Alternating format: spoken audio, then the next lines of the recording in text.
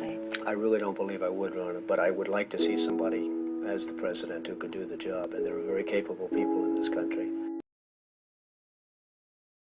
You dedicate yourself to public service? Because I think it's a very mean life.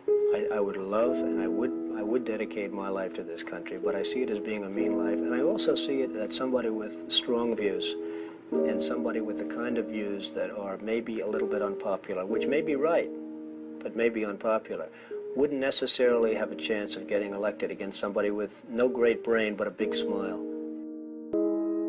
This sounds like political presidential talk to me, and I know people have talked to you about whether or not you want to run. Would you ever? Probably not, but I do get tired of seeing the country ripped off. Why would you not? I just don't think I really have the inclination to do it. I love what I'm doing. I really like it. Also, it doesn't pay as well. No, it doesn't. But, you know, I just probably wouldn't do it, Oprah. I probably wouldn't, but I do get tired of seeing what's happening with this country. And if it got so bad, I would never want to rule it out totally, because I really am tired of seeing what's happening with this country, how we're really making other people live like kings, and we're not. You've said, though, that if you did run for president, you believe you'd win.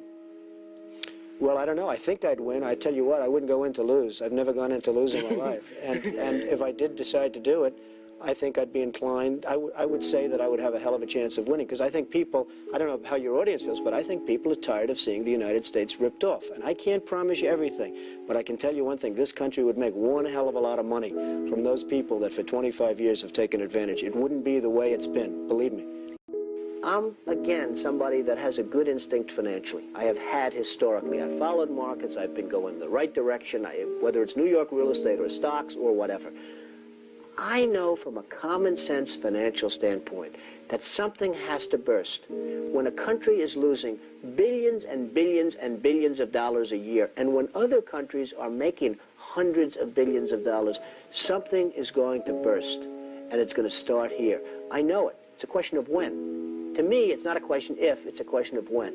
And unless we're going to solve our problem, and the problem is caused by our allies, unless we're going to solve that problem, this country is in very, very big trouble. And I'm not talking recession kind of trouble, I'm talking depression kind of trouble. Would you really like to take over and run the country as you have run your organization? I would much prefer that somebody else do it. I just don't know if the somebody else is there. I don't know if we have the kind of advocate that you need. We need major surgery. This country needs major surgery. Are you the surgeon? I think I do a fantastic job, but I really would prefer not doing it. Are you saying you will take it only if drafted? No, I'm not saying that. I'm saying that I hope that somebody comes along who can be an advocate, and I think that somebody will be so popular, But you haven't seen it. He or she will be the most, but I don't see it now. I wish that person were there. But again, I do know one thing. It's not a question. This country is losing hundreds of billions. It's not a question if, it's a question when. Now, you know everything there is to know about money, finance, economy, budget, so on and so forth. I never heard that so strongly, but I'm happy. But you're worth like $4 billion or something, right? I hope so. Joy will just evaporate. Now, is that true, and if so, why? Well, I hate to say it, but it could very well be true. Really? We are living in very precarious times. If you look at what certain countries are doing to this country, such as Japan, I mean, they've totally taken advantage of the country. Are these the trade deficits we hear about? I'm talking about the deficits. They come in, they talk about free trade, they dump the cars and the VCRs. Are you a Bush Republican? No, I think I'm really, the people that I do best with are the people that drive the taxis. You know, wealthy people don't like me because I'm competing against them all the time, and they don't like me, and I like to win. The fact is, I go down the streets of New York, and the people that really like me are the taxi drivers and the workers, et cetera, et cetera. I mean, I really get Then why are you a Republican? I have no idea. I mean, I am a Republican because I just believe in certain principles of the Republican Party. I know that you were mentioning that Aaron and I did a kind of an interesting video not that long ago in August about how things have fallen apart. But at that point, the only people who were saying it were us and you. I was saying it. I was saying it a long time ago. And frankly, they're talking about 50 basis points.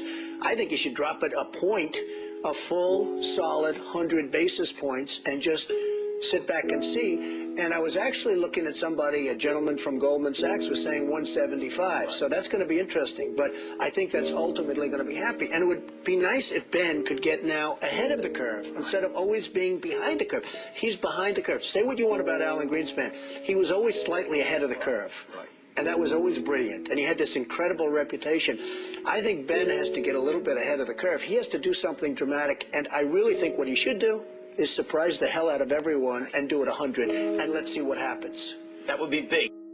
Any politician, do you think, has the pulse? Anyone running for president has the pulse of what you know about the economy? Well, the biggest problem is something I never hear about. I told you about it once. Every time they lower interest rates, the cartel, because I call it a cartel, the illegal monopoly, raises oil prices, okay? So the monopoly, because that's all it is, it's a total illegal monopoly.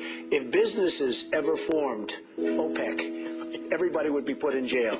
Here they are, and every time a country hits oil, they're invited in to the cartel, okay? It's a disgrace. So what happens is every time interest rates go down, oil prices go up, and it's the same number. I mean, practically the same money. So they lower it, they raise it, they lower it, they raise it. Now you have oil that's close to 100, going to be over 100, and nobody in this country calls and says, get that damn oil price down. You get it down.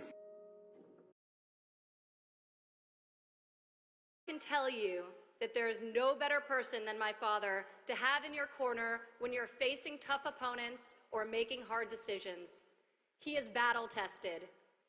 He is a dreamer, but perhaps more importantly, he is a doer.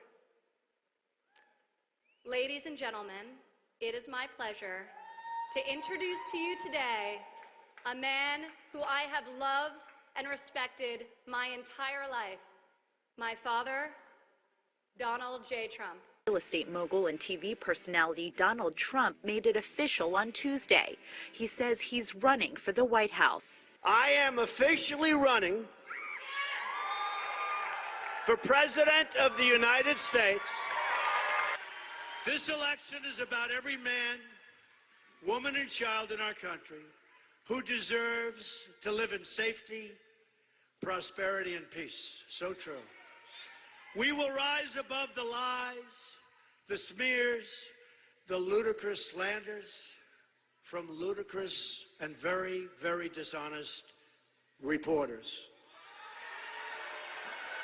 We will vote for the country we want. We will vote for the future we want. We will vote for the politics we want. And we will vote to put this corrupt government cartel out of business and out of business immediately.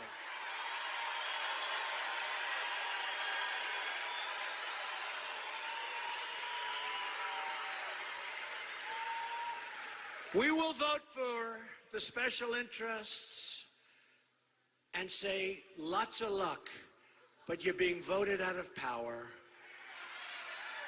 They've betrayed our workers. They've betrayed our borders. And most of all, they've betrayed our freedoms. We will save our sovereign rights as a nation. We will end the politics of profit. We will end the rule of special interests. We will end the raiding of our jobs by other countries. We will end the total disenfranchisement of the American voter and the American worker. Our Independence Day is at hand, and it arrives finally on November 8th.